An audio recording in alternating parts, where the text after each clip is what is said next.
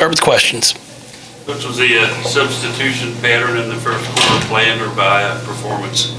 It was by performance or lack thereof. Yeah. Yeah, I mean, we just did not. I mean, we turned the ball over 2 of the first three possessions of the game, and it's not acceptable. So just tried to get their attention, and I thought the 5 that I put out there did well and really brought some energy and played well. I was excited for them. Yeah. Feel like Sam did tonight? You know what? I thought Sam did well. I think Sam's going to be able to give us, 10, 12 minutes a game. When Maisha comes back to be able to give her a breather at times. I was really proud of her to step up and go 4 or 5 from the free throw line, which is an area that she's obviously been struggling in. She's as good of a 8 to 12 foot shooter as we have on the team, especially. She loves a shot from the baseline, from the elbow. So it gives us another scoring option. I've just got to get her to continue to work defensively. That's where her strength really gets, or lack thereof, gets exposed, because she's got to guard a 4. And every once in a while when we switch, she guards a 5, and she's just been getting pushed around. You talked about 10 to 12 minutes. I mean, she hadn't even had 10 to 12 minutes in conference play yet. Has she looked better in practice to kind of... Well, no, I thought she played well at Syracuse. I thought, I think she played 11 at Syracuse. And I think that's about, right now, and then hopefully she can continue to earn more.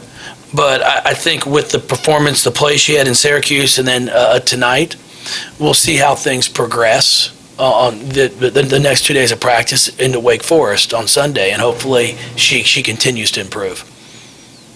20 assists on 29 made baskets. The assists have been getting better and better each week, haven't they? No, we're making the extra pass. The 1-3 we got for Breonna Jackson in the corner. We just made 2 quick passes on ball reversal and set her up well. A lot of that's Courtney Walton, though. I mean, the kid's is relentless on the offensive glass of any player that I've ever coached. I mean, she just does not stop. She had 2 or 3 of those offensive rebounds that led to baskets and a few assists. So if I could just get 1 or 2 other players to play with her passion for rebounding, we could take the next step. But, we are doing a much better job of, instead of taking a good shot, finding a teammate for a better shot. My only concern right now is our turnovers. I mean, we've been very careless the past 2 games, especially tonight, just making some terrible passes that we've got to get those back to where it's, between 12 and 13.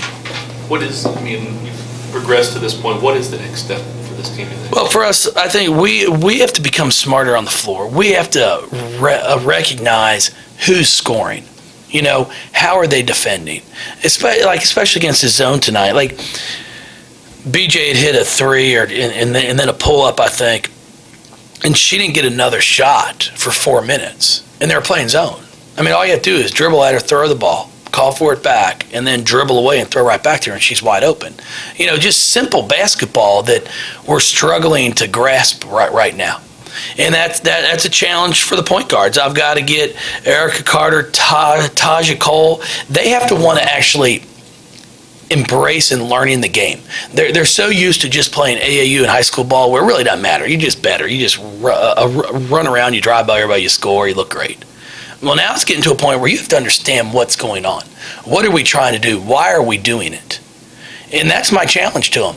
And, if we can get one of those 2 to really elevate their IQ of knowing what we're trying to do, then we're going to take that next step as a team. So I'm challenging both of them to try to figure out if they can both do it, great. If not, if one of them can do it, then all of a sudden they're going to be getting more of the minutes. Does that rough start, the tough teams you played early and all of that, as you've won all these games in a row, does that help you to teach, to say it's not, not far back to go back to that? Oh yeah, I mean it's we aren't, and I mean, you've seen me coach. I don't think I let them get too comfortable. I didn't think we played great tonight. There were stretches that we shot it well and did some good things, but then we had some stretches it was just not pretty basketball.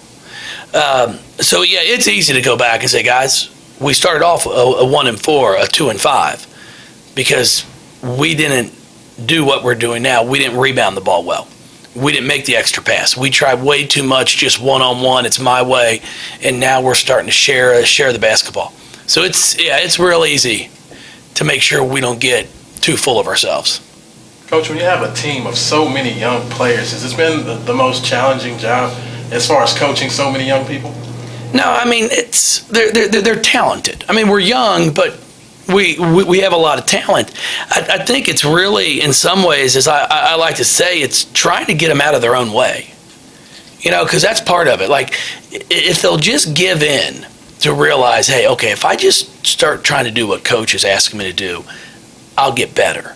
Instead, sometimes they think they've got all the answers, and then you come out here in a game, and they won't do what we're trying to get them to do, and then it's a turnover, then it's a travel. So once they get out of their own way and start realizing, okay, this is a different game than high school. I've really got to study it. I've got to know it. Once we can get to that, then I think you're going to see some special things from these kids, because we are talented. There's no question about it. It does look like defensively, especially, they're coming out, they're talking more. It seems like they're a little bit more engaged defensively. Well, we are. We're doing some better things, but we still have to figure out a way to guard the ball. I mean, we just let people drive right to the basket on us, and that's something that we've got to get better at. Part of it's got to come from weak side help. We have to get people on help side.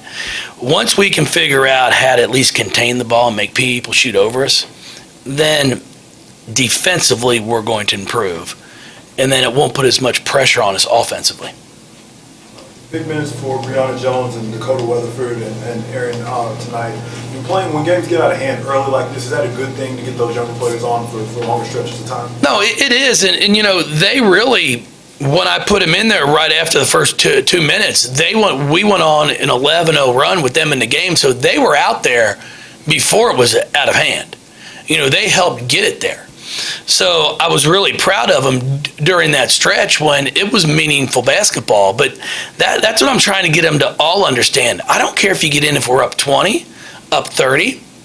You've got to go in like it's a 2-point game. Because if you can't do what we're asking you to do when we're up 20, it's not giving me the confidence when it is a 4-point game to throw you out there. And that's kind of hard for some of them, because you look at the scoreboard and you start playing the scoreboard instead of doing fundamentally what you're supposed to do. Are you the same with this young group that you were maybe a year ago with an older group, or do you find yourself having to be a little more patient, or is that even possible? That's not real possible for me. I mean, we have tried. The one thing I will say is, I started off a little more patient with them, and that's probably part of the reason we started off 1-4. I should have demanded that it's done right. Instead, I tried to coach them, say, okay, you got to do this, and then they'd make the same mistake, and I put that back on me. That's my fault. Because today's day and age, you just have to tell them that this is how it's going to be. And it's tough for some of them, because they've never been told they aren't the best player on the floor. Everybody's told them, oh, you're just the best. Well, now all of a sudden they're not the best. And they've got to work to become better, and they don't like that. It's like, well, I've always been told I'm great. Well, they lied to you. So, I mean, you were great in your high school team. Now, all of a sudden, everybody out here is on scholarship. So they were all the best on their high school team. So, and that's where now you've got to figure out, okay, where do I stack up? What do I got to do to elevate my game? Thank you, everybody. Hope to see everybody on Sunday, because I'm telling you, it should be a good one. Thank you.